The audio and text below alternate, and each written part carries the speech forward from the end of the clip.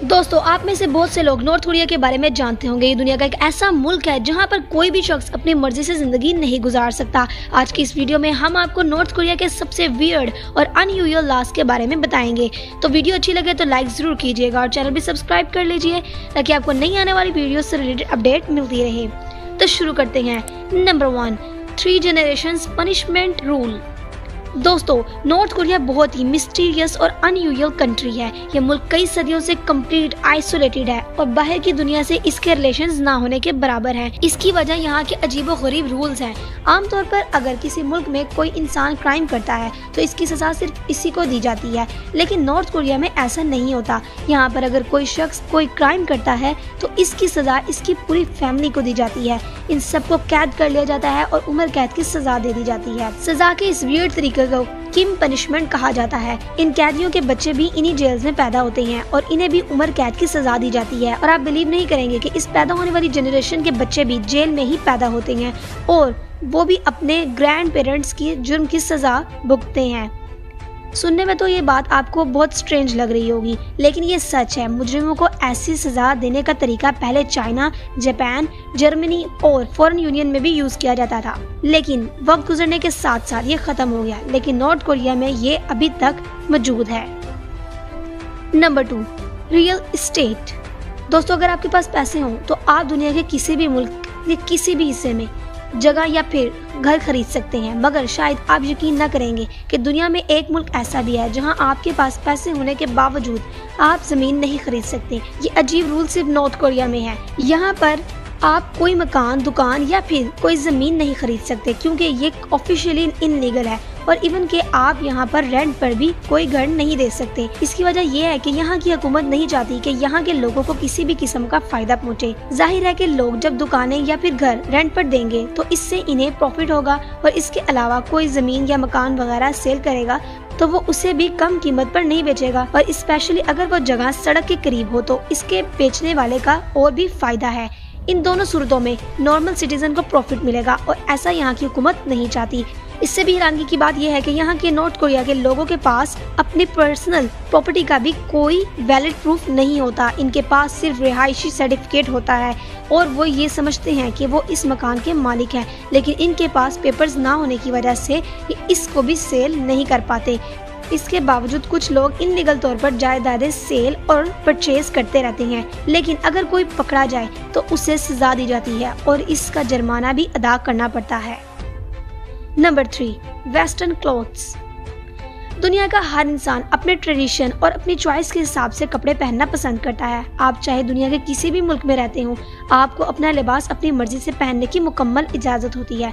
यह हर इंसान का बुनियादी हक होता है। पर आप ये जानकर हैरान रह जाएंगे कि नॉर्थ कोरिया में आप अपनी मर्जी के कपड़े भी नहीं पहन सकते। सुनने में तो ये काफी इम्पॉसिबल लग रहा है, लेकिन ये सच है। इस कंट्री में ये अजीबोगरीब रूल पाया जाता है। यहाँ पर आप जीन्स नहीं पहन सकते। इसकी वजह यह है कि ये वेस्टर्न कल्चर को रिप्रेजेंट करती है और इस मुल्क की गवर्नमेंट चाहती है कि लोग अपने कल्चर को फॉलो करें। इन लोगों के ट्रेडिशन लिबास का नाम हैंडबुक होता है।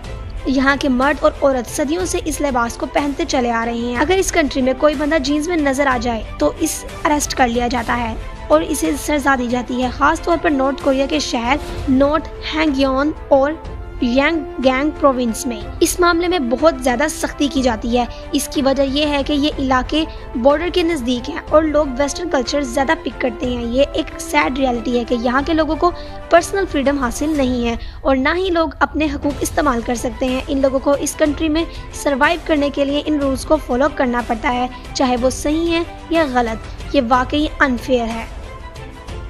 Number 4, hairstyle. दोस्तों, नॉर्थ कोरिया पॉलिटिकली एक बहुत ही बैकवर्ड कंट्री है। इसके दूसरे ममालिक के साथ डिप्लोमेटिक रिलेशंस हैं। इंटरनेशनल लेवल पर नॉर्थ कोरिया को लॉक ऑफ स्टेट के तौर पर ट्रीट किया जाता है। यहाँ के लोगों को इनके हकूक और पर्सनल फ्रीडम नहीं दिया जाता। वो ना तो आज़ादी से रह सकते हैं और ना ही अपनी मर्जी की जिंदगी गुजार सकते हैं। इवन कि वो अपनी पर्सनल लाइफ भी हुकूमत की मर्जी के मुताबिक गुजारते हैं। शायद आप यकीन न करें, लेकिन यहाँ के लोग अपनी मर्जी के मुताबिक बाल भी नहीं कटवा सकते। अभी हाल ही में यहाँ के प्रेसिडेंट ने 15 हेयर स्टाइल्स को बैन कर दिया था, जिनमें स्पाइक्स, मर्दों के लंबे बाल रखना और डाई हेयर्स करवाना शामिल है। यहाँ पर कोई बंदा अपने बाल कलर भी नहीं करवा सकता। सिर्फ इतना ही नहीं बल्कि आप नोज पियर्सिंग यानी नाक में सुराख भी नहीं करवा सकते।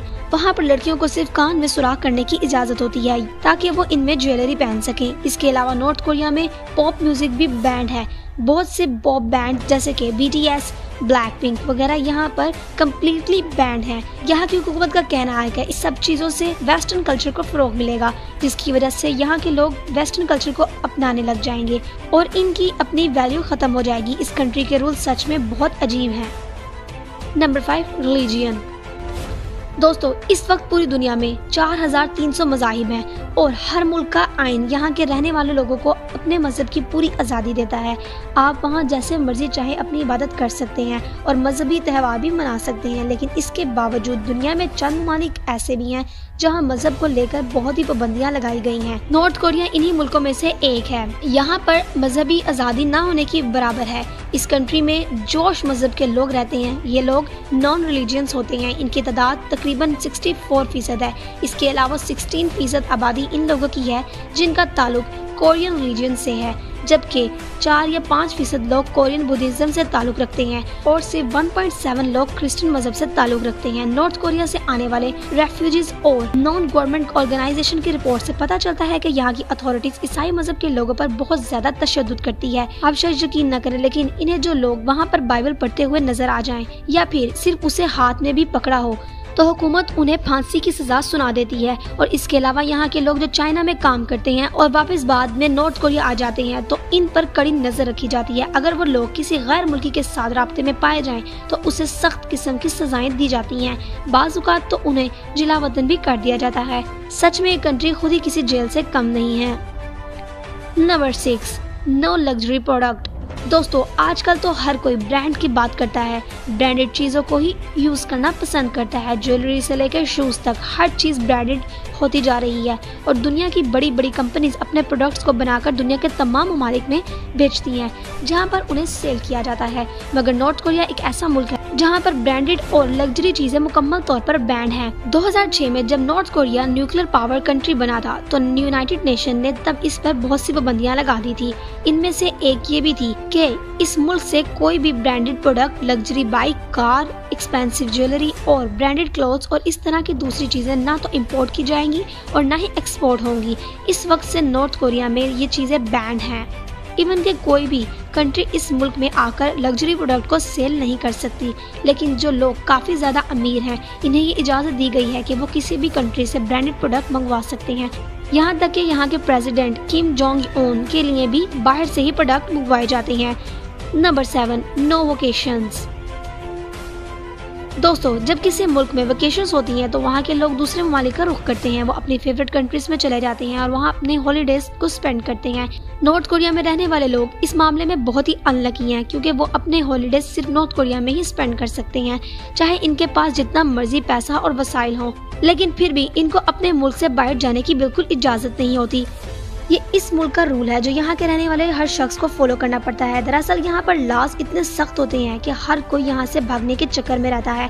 इसलिए यहाँ की गवर्नमेंट को खतरा है कि अगर यहाँ के लोग सैर व तफरीह के लिए इस मुल्क से बाहर चले गए तो हो सकता है कि वो दोबारा वापस ना आए। यहाँ तक कि इनको अपने नेबर ममालिक में जाने की भी इजाज़त नहीं है। हालांकि चाइना के साथ इनके अच्छे ताल्लुकात नहीं है, लेकिन 2019 के अंदाजे के मुताबिक 1,40,000 चाइनीज यहाँ वोकेशन स्पेंड करने आए थे।